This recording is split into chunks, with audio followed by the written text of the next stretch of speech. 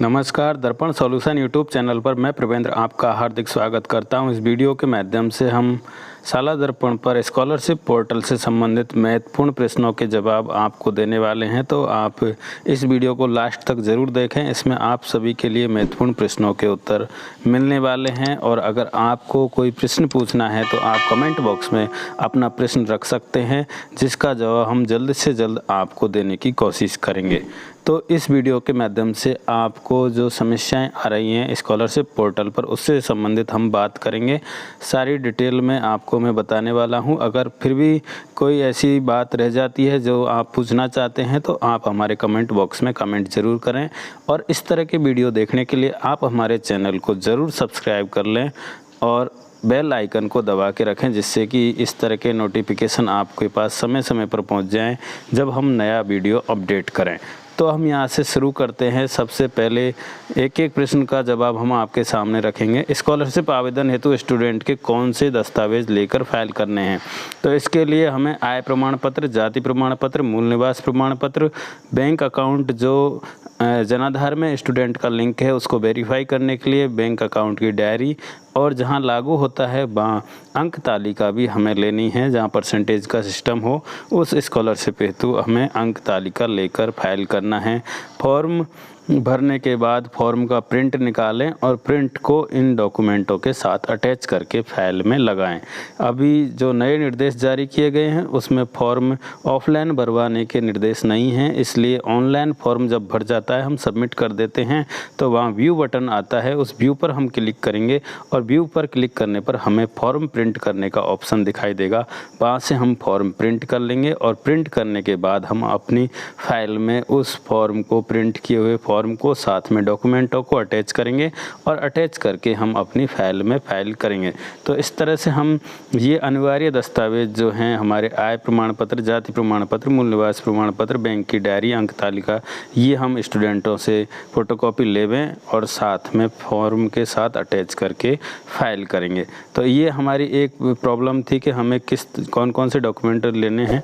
उसके बाद में मैं यहाँ पर दूसरी प्रॉब्लम आपको बता रहा हूँ। स्टाफ लॉगिन से जनाधार ऑथेंटिकेशन होने के बाद भी कक्षा 9 और 10 के स्टूडेंटों के अकाउंट नंबर शो नहीं हो रहे, ये 9 से 12 शो नहीं हो रहा है। तो इसके लिए हमें कक्षा 9 और 10 के स्टूडेंट या 9 से 12 के जो स्टूडेंट हैं उनके खुद के अकाउंट नंबर की आवश्यकता है।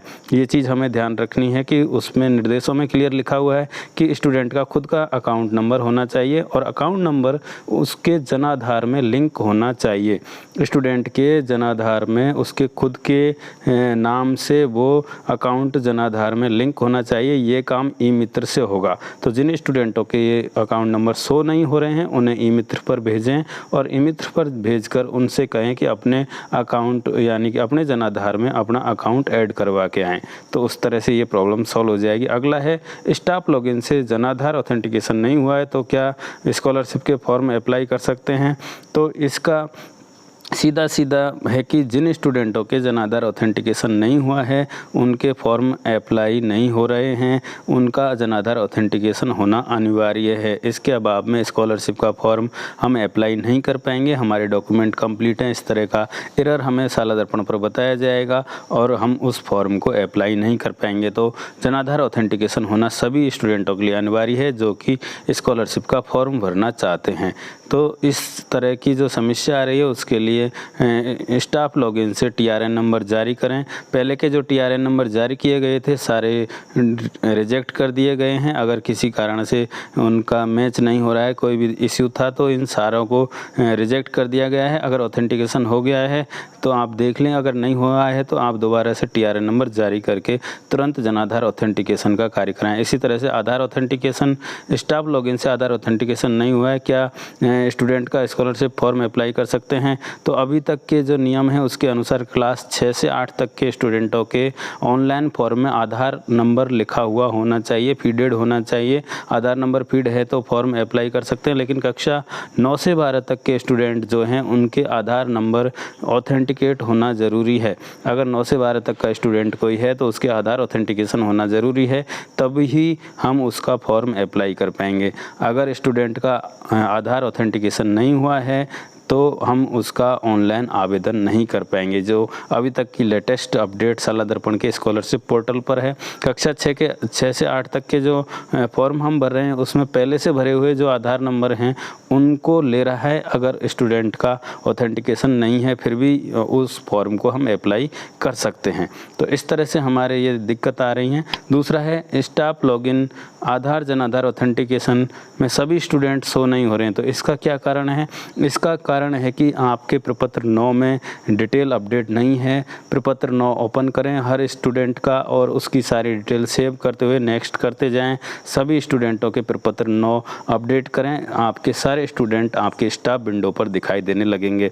प्रपत्र 9 में स्टूडेंट की सामान्य जानकारी अपडेट करेंगे, जैसे एडमिशन की डेट, उत्तीर्ण क्लास, रिजल्ट, लास्ट स्कूल, इस तरह की जानकारी भरकर नीचे सबसे नीचे जाकर सेव एंड नेक्स्ट पर क्लिक करें। ऊपर से एक सक्सेसफुली का मैसेज आपको दिखाई देगा, तब जाकर आपके ये एरर दूर होगा। अगली हमारी समस्या यहाँ पर है कि शाला दर्पण स्कॉलरशिप पोर्टल पर स्कॉलरशिप फॉर्म में स्टूडेंट के परिवार की वार्षिक आय शो नहीं हो रही है, उसे कैसे अपडेट करें?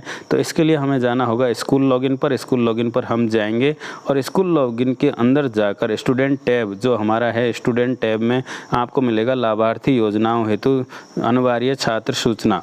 उस मॉड्यूल पर हमें क्लिक करना है। लाभार्थी योजनाओं हेतु अनिवार्य छात्र सूचना मॉड्यूल जो आपको स्टूडेंट टैब में मिलेगा, वहाँ पर जाएंगे। वहाँ पर आपको कई सारे ऑप्शन मिलेंगे, उसमें फैमिली एनुअल इनकम पर आप जाकर उसे अपडेट कर दें। अगला यहाँ पर प्रश्न है स्कॉलरशिप आवेदन में स्टूडेंट का अकाउंट नंबर शो नहीं हो रहा है। तो स्टूडेंट का अकाउंट नंबर अगर शो नहीं हो रहा है तो उसके लिए स्टूडेंट को ई मित्र पर भेजकर उसके जनाधार में अकाउंट नंबर अपडेट करवाने के लिए कहें, जिससे कि स्टूडेंट का अकाउंट अपडेट हो जाए और 2-3 दिन में वो शाला दर्पण पर दिखाई देने लगेगा। तो अकाउंट का इश्यू अगर आ रहा है 9 से 12 तक के स्टूडेंटों में तो उसे ई मित्र से अपडेट करवाएं, जनाधार में अपना खुद का अकाउंट जुड़वाएं। स्टूडेंट 9 से 12 तक के स्टूडेंटों के खुद के अकाउंट ही होना ज़रूरी है, ऐसा निर्देशों में शाला दर्पण पर दिखाई दे रहा है। आप निर्देश पढ़ लें और स्टूडेंटों को अपनी बैंक पासबुक लेकर ई मित्र, बैंक पासबुक और जनाधार लेकर ई मित्र पर भेजें, वहाँ से उनका अकाउंट नंबर अपडेट करवाएं और अपडेट करवाने के 3 दिन बाद में शाला दर्पण पर ये अकाउंट नंबर शो होने लग जाएंगे और हम अपना फॉर्म अप्लाई कर सकेंगे। तो ये निर्देश हमने पहले भी जो मैंने ऑनलाइन फॉर्म भरने से रिलेटेड वीडियो बनाए थे उसमें सभी में ये निर्देश पहले से भी बताए मैंने। अब अगला प्रश्न है स्कॉलरशिप आवेदन हेतु स्टूडेंट स्कॉलर टाइप हमें वहाँ पर दिखाई नहीं दे रहा है। फॉर्म भर रहे हैं उसमें स्कॉलर टैब के सामने क्रॉस लगा रहा है, तो इसके लिए हमें प्रपत्र 9 ओपन करना है उस स्टूडेंट का और उस स्टूडेंट के प्रपत्र 9 में जितनी भी जानकारी हैं उन्हें अपडेट करना है। अपडेट करने के बाद सेव एंड नेक्स्ट पर क्लिक करना है। तब भी अगर आपके शो नहीं होता है तो आप स्कॉलर और हॉस्टलर पर क्लिक करके पहले एक बार हॉस्टलर पर क्लिक करें, वापस डे स्कॉलर पर क्लिक करते हुए पेज को सेव करें। आपका स्टूडेंट जो है स्कॉलर टैब वहाँ पर स्कॉलरशिप पोर्शन में दिखाई देने लगेगा। आप उसको सेव करने के बाद में रिफ्रेश करें फॉर्म को, तुरंत आपको दिखाई देने लगेगा। अगला प्रश्न है कि शाला दर्पण स्कूल लॉगिन में योजना टैब के में स्कॉलरशिप पोर्टल पर फॉर्म भरने का ऑप्शन दिखाई नहीं दे रहा है। हम फॉर्म कैसे भरें? जैसे हम स्कॉलरशिप योजनाएं खोलते हैं, योजना में स्कॉलरशिप खोलते हैं और वहाँ जाके हम स्कॉलरशिप पोर्टल देखते हैं तो वहाँ पर हमें फॉर्म भरने का ऑप्शन दिखाई नहीं दे रहा है। तो वो ऑप्शन स्कूल लॉगिन का है। आपको पहले प्रभारी नियुक्त करना होगा। वर्क इंचार्ज टैब कार्मिक टैब के अंदर वर्क इंचार्ज मॉड्यूल है, उस मॉड्यूल के माध्यम से हमें प्री मैट्रिक और पोस्ट मैट्रिक प्रभारी बनाने होंगे और ये प्रभारी बन जाएगा। उसके बाद हम स्कॉलरशिप पोर्टल सर्च करेंगे, स्कॉलरशिप पोर्टल शाला दर्पण सर्च करेंगे, वहाँ पर हम जाएंगे, वहाँ लॉगिन बटन पर क्लिक करेंगे। लॉगिन पर क्लिक करते हमें इंचार्ज लॉगिन का ऑप्शन दिखाई देगा। नीचे मैंने यहाँ पर लिंक भी बता रखा है, इस लिंक पर जा सकते हैं और जैसे हम वहाँ जाएंगे इंचार्ज पर क्लिक करेंगे। इंचार्ज के अंदर उसकी स्टाफ विंडो का पासवर्ड स्कूल के ID लगाकर हम लॉगिन करेंगे तो हमें फॉर्म भरने का ऑप्शन दिखाई देगा। यहाँ पर आज की लेटेस्ट खबर है 7/10/2022 की, शाला दर्पण पोर्टल पर बिना देरी सूचनाएं अपडेट करने बाबत। तो इसका जो मुख्य उद्देश्य है कि जो सूचनाएं हैं वो समय समय पर तुरंत अपडेट होती रहें।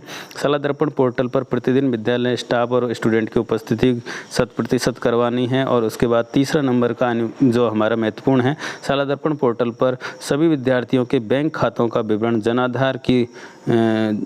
भी जनाधार प्रमाणीकरण के माध्यम से संधारित किया जाए, जिससे सरकार की विभिन्न योजनाओं की राशि सीधे उनके बैंक खाते में ट्रांसफ़र करने में आसानी रहे। यानी कि यहाँ भी कहा जा रहा है कि स्टूडेंट का जनाधार में अकाउंट अपडेट करवाएं, जिससे कि जो स्टूडेंट की स्कॉलरशिप वगैरह है सीधे ही उसके खाते में पहुँचाई जा सके। तो जनाधार में सभी स्टूडेंटों का जो अकाउंट खुल चुका है उसे तुरंत अपडेट करवाएं और ई मित्र के माध्यम से अपडेट करवाएं, तो वो 3 या 4 दिन में आपके साला दर्पण पोर्टल पर शो होने लगेगा और स्टूडेंट के स्कॉलरशिप के फॉर्म आसानी से भरे जा सकेंगे। तो इस तरह से जो भी बैंक रिलेटेड इश्यू आ रहा है उसके लिए स्टूडेंट को ई मित्र पर भेजें और वहाँ से अपडेट करवाएं। अगला, स्कॉलरशिप प्रभारी कैसे बनाएं, इसके लिए हम जाएंगे स्कूल लॉगिन पर। स्कूल लॉगिन में जाकर हम एम्प्लॉय जो टैब है, कार्मिक टैब, उस पर जाएंगे। कार्मिक टैब के अंदर हमें वर्क इंचार्ज मॉड्यूल मिलेगा। वर्क इंचार्ज के अंदर जाएंगे, वहाँ पर आपको Rajshree, pre matric, post matric इस तरह के ऑप्शन मिलेंगे। आप प्री मैट्रिक सेलेक्ट करके इंचार्ज सेलेक्ट कर लें और ऐड बटन पर क्लिक कर दें। इसी तरह से पोस्ट मैट्रिक सेलेक्ट करके उसके इंचार्ज हैं उनका नाम सेलेक्ट कर लें और सामने ऐड बटन पर क्लिक कर दें। इस तरह से हम प्रभारी नियुक्त कर सकते हैं। अगर हमने फॉर्म को रिजेक्ट कर दिया है तो उसे किस तरह से अप्लाई करेंगे, तो उसे हम नॉर्मल फॉर्म की तरह वापस से जो आई का निशान बना हुआ है उस पर क्लिक करेंगे। क्लिक करते ही हमारे फॉर्म सारा दिखाई देगा। वहाँ आपको सबसे लास्ट में राइट हैंड साइड में अप्लाई बटन दिखेगा। अप्लाई बटन पर आप क्लिक करेंगे, जो आपने रिजेक्ट किया हुआ था वो फॉर्म अब अप्लाई हो जाएगा। तो इस तरह से रिजेक्ट किए हुए फॉर्मों को भी हम अप्लाई कर पाएंगे।